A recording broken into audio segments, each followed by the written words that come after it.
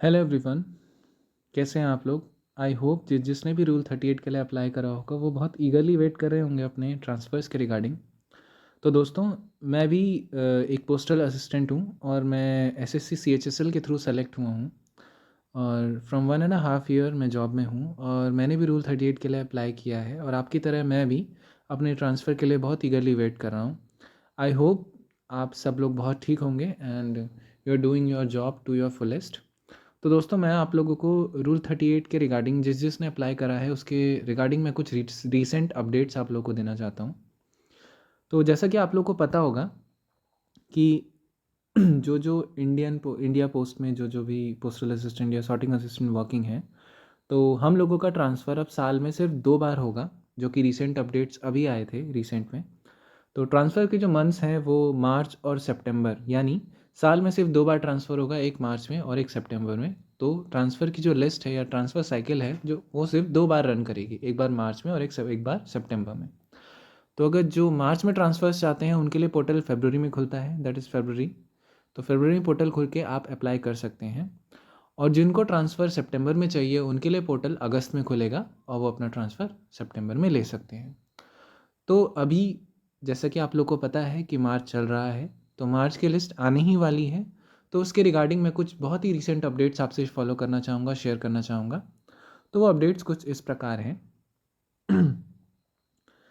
जैसे कि मार्च स्टार्ट हुआ था तो सारे सर्कल्स ने अपने डिवीज़न हेड्स को ये इन्फॉर्मेशन दी थी कि जो भी पेंडिंग या रिटायर्ड या फिर जो एक्सपायर्ड हो गए हैं एम्प्लॉयज़, उनका जो ट्रांसफ़र है वो कभी कभी ट्रांसफ़र पेंडिंग रह जाता है। तो उस पेंडिंग ट्रांसफ़र्स को from the last day of February तक उनको सब क्लियर आउट करना है।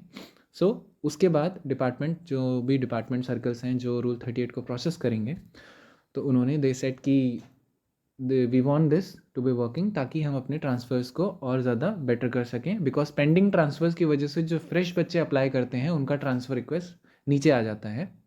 तो इसीलिए सारे डिविजन्स ने अपने डिपार्टमेंट हेड्स को ये इन्फॉर्मेशन दिया। सो फ्रॉम 1 से 5 मार्च तक वैकेंसीज़ का कैप्चर हो गया है।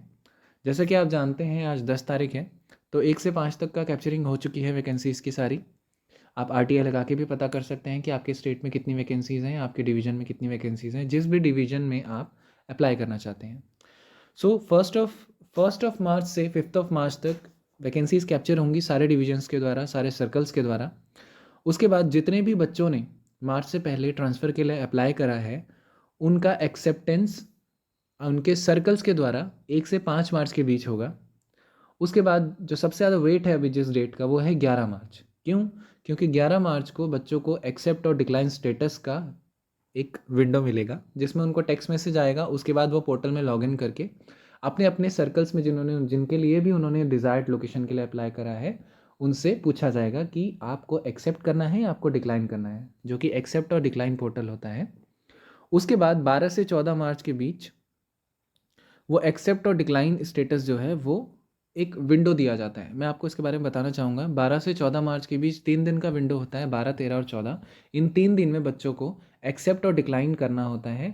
अगर कोई बच्चा डिक्लाइन करता है, उसको नहीं ट्रांसफ़र चाहिए, तो इट्स वेल एंड गुड, वो डिक्लाइन कर सकता है। बट अगर कोई बच्चा ट्रांसफ़र चाहता है वो एक्सेप्ट कर सकता है। बट एक थर्ड केस भी है, अगर आप कोई भी एक्सेप्ट या डिक्लाइन अगर अपने पोर्टल में नहीं करते हैं तो बाय डिफ़ॉल्ट आपका ट्रांसफ़र एक्सेप्ट मान लिया जाएगा और आपको ट्रांसफ़र दे दिया जाएगा। सो जो सबसे ज़्यादा डेट का भी वेट है, विच इज़ कमिंग डेट, वो है आपकी 11 मार्च, जिसमें बच्चों को प्रोविजनल अलॉटमेंट ऑफ ट्रांसफ़र, यानी कि उनको टेक्स्ट मैसेज के थ्रू बताया जाएगा कि आपके पोर्टल में आपका सिचुएशन क्या है, आपको किस डिवीज़न में मिलने का प्रोसेस चल रहा है या किस डिवीज़न में आपको मिलने वाला है, किस सर्कल में आपको मिलने वाला है, आपने जिस सर्कल के लिए अप्लाई करा है उस सर्कल के अंदर आपको क्या डिवीज़न मिला है। मैं आपको बता दूँ, सबसे एक बड़ा एक सर्कल होता है, उस सर्कल के अंदर अंदर छोटे छोटे डिविजन्स होते हैं।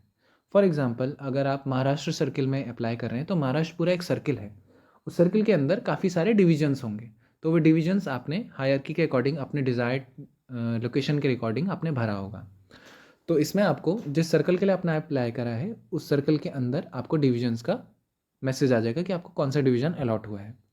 फिर 12 से 14 मार्च के बीच आपको चॉइस होगी कि आपको उस पोर्टल में एक्सेप्ट करना है या आपको उस पोर्टल में रिफ्यूज़ करना है या डिक्लाइन करना है, जो भी डिवीज़न आपको अलॉट हुआ है। उसके बाद 15 मार्च को जितने भी आपके जो जिन्होंने रूल 38 अप्लाई करा है उनका रिलीजिंग होगी, यानी जिसने भी एक्सेप्ट या डिक्लाइन करा है तो उनका स्टेटस उनकी लिस्ट में रिफ्लेक्ट होगा। जो लिस्ट आएगी उसमें दिखाई दे जाएगा कि आपने एक्सेप्ट करा है, डिक्लाइन करा है। और बाय द लेटेस्ट ऑफ 15, यानी आपके 15 मार्च के बाद से आपका जो टेन्योर आगे का होगा उसमें बच्चों को, जो जितने भी आपके एम्प्लॉयज़ हैं उन सबको रिलीज़ करना शुरू कर दिया जाएगा बाय देयर सर्कल्स। जिन भी सर्कल के लिए उनको ट्रांसफ़र मिला है, यानी कि अगर ए सर्कल में कोई अभी एम्प्लॉय वर्किंग है और उसको पी सर्कल में ट्रांसफ़र मिला है, तो ए सर्कल रिलीजिंग करना प्रोसेस शुरू कर देगा पी सर्कल के लिए, उन कैंडिडेट्स के लिए जिनको पी सर्कल मिला है। तो दिस वॉज द वीडियो।